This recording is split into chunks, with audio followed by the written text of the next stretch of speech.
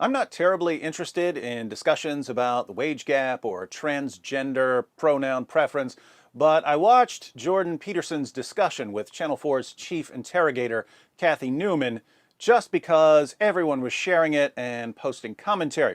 If you haven't seen the video, in comic book terms, it would be like Superman taking on Squirrel Girl.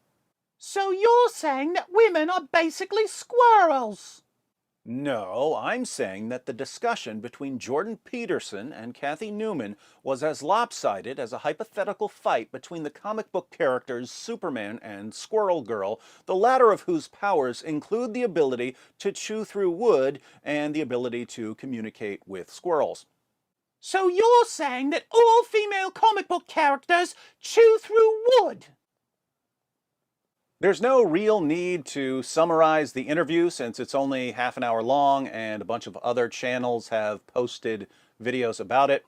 Although I will say that Cathy Newman trying to understand the claims of clinical psychologist Jordan Peterson was eerily reminiscent of Charlie from It's Always Sunny in Philadelphia trying to understand the claims of a nameless therapist played by Carrie Kenny Silver. But if you leave men and women to make their own choices, you will not get equal outcomes. Right, so you're saying that anyone who believes in equality, whether you call them feminists, call them whatever you want to call them, should basically give up because it ain't going to happen. Being comfortable in your own skin is never a bad thing. Okay, so if I got, like, more skin or something, then I could, like, never do a bad thing in my life. And maybe I never have done a bad thing because I have a lot of skin.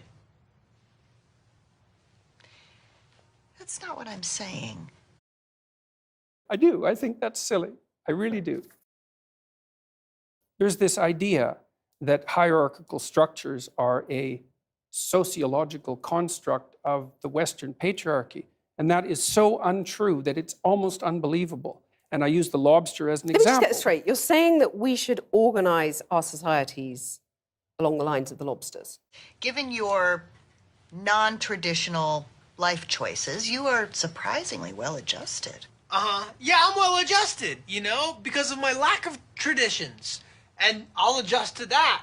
And So so you're does saying high that- negative emotion. You're saying that women aren't intelligent enough to run these top companies? No, I didn't say that at all. You said that female traits don't predict success. But I didn't say that intelligence and wasn't. I didn't conscientiousness say that do. intelligence and conscientiousness Well, you were saying that weren't intelligence female and traits. conscientiousness by implication are not female traits. No, no. I mean, I'm not that's very saying that. dangerous territory. I'm not saying that at all. I feel like you're mirroring my words, but you're not exactly understanding them. I didn't say that women shouldn't be striving for the top or anything like that, because I don't believe that for a second. Striving for the top, but you're going to put all those hurdles in their way, as has been in their way for centuries, and that's fine. You're saying that's fine. No, no, I really The think patriarchal I system really is think just that's fine. silly. You're saying, like, do the things you do, go even further with them, you know? Maybe get a ton of cat hair, glue it all over your body, you know? Walk around like a cat man in the night. I might as well just go and play with my Cindy dolls I and give didn't up say trying that. at school because I'm not going to get the top job I want. You know, and stop hiding the pigeon. The pigeon. This one, you know, let him be who he wants. Let him fly away. Go! Ha, gotcha. Even though I don't usually follow the topics that were addressed by Peterson and Newman, the video contains some important lessons that apply to all of us. So here are 3 lessons that everyone can learn from the Peterson interview, even if you normally follow different kinds of discussions. Lesson number 1. When people who despise you try to explain what you say, they're probably not going to get it right. This is something that I have to deal with on a daily basis because I like to discuss Islam. Terrorism has nothing to do with Islam. Actually, the Quran commands its adherents to fight those who do not believe in Allah, and Muhammad said that he had been made victorious with terror.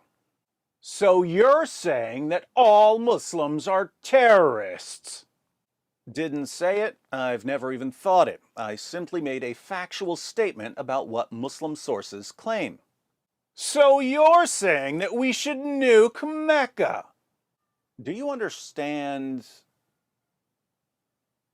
words?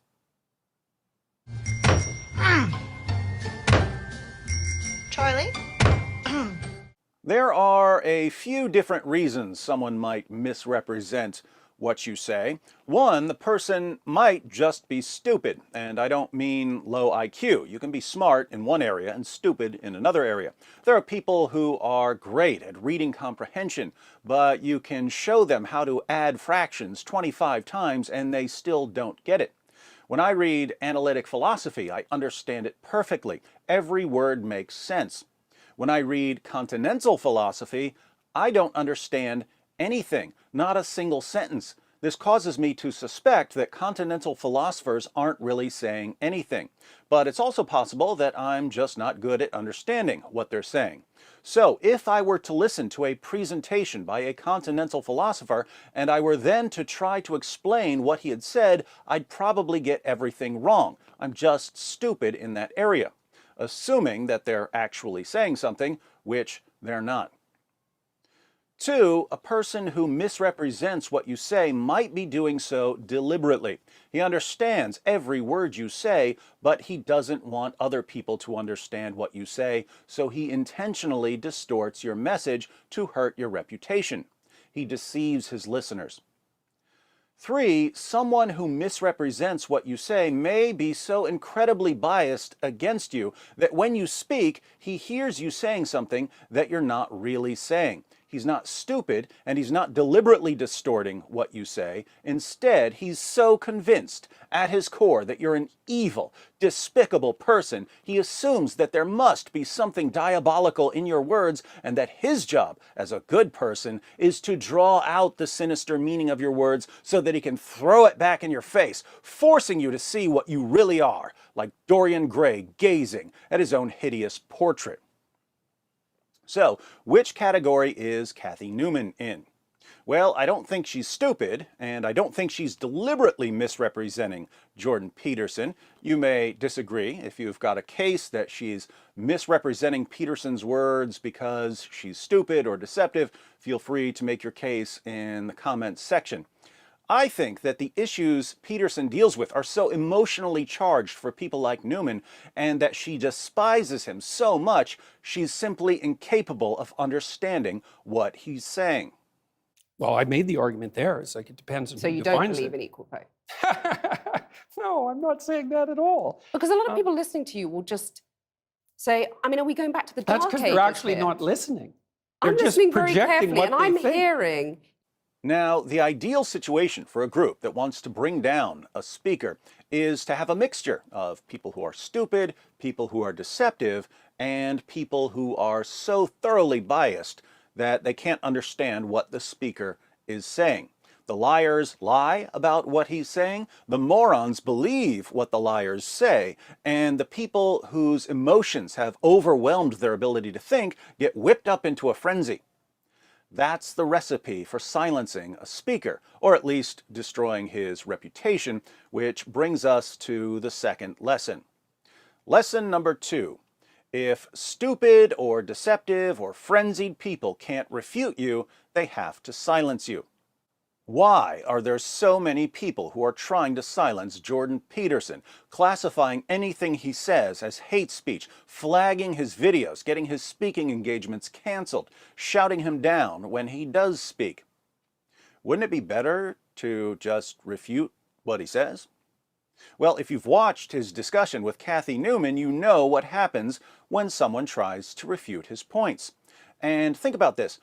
Who, out of anyone in the world, who was in a better position to expose Jordan Peterson? Newman does this for a living. She's a professional attack dog interviewer. She's been getting ready for this for decades. She had his book and his lectures. There are tons of articles and videos criticizing him, plenty of material to put together a challenge to his claims. She was in her own studio. She had home field advantage. She got to pick the questions.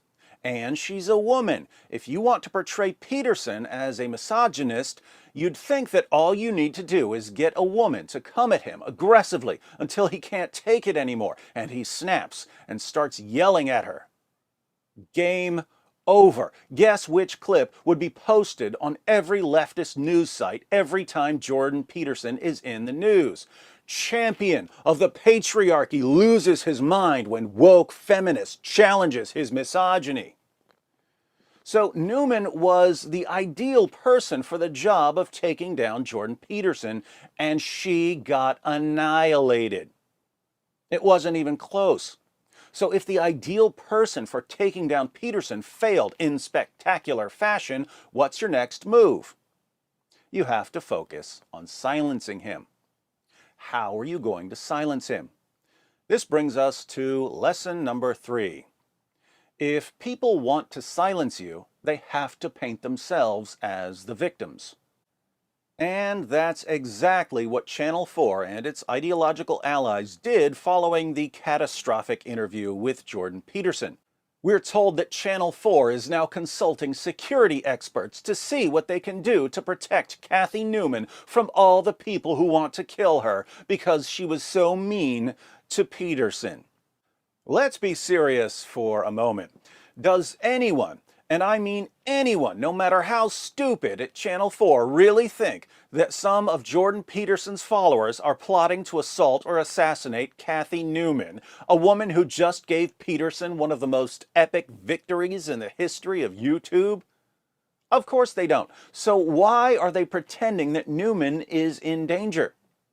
Well, think about that toxic mixture of stupid, deceptive, and deluded people who want to silence Peterson. If their resting rage level is, let's say, an 8, but you can trick them into believing that Jordan Peterson, through his fans, is endangering the lives of feminists, that rage level can be brought up to a 10. The stupid people become even stupider. The deceptive people become even more deceptive. The people whose emotions override their reasoning ability become even more emotional.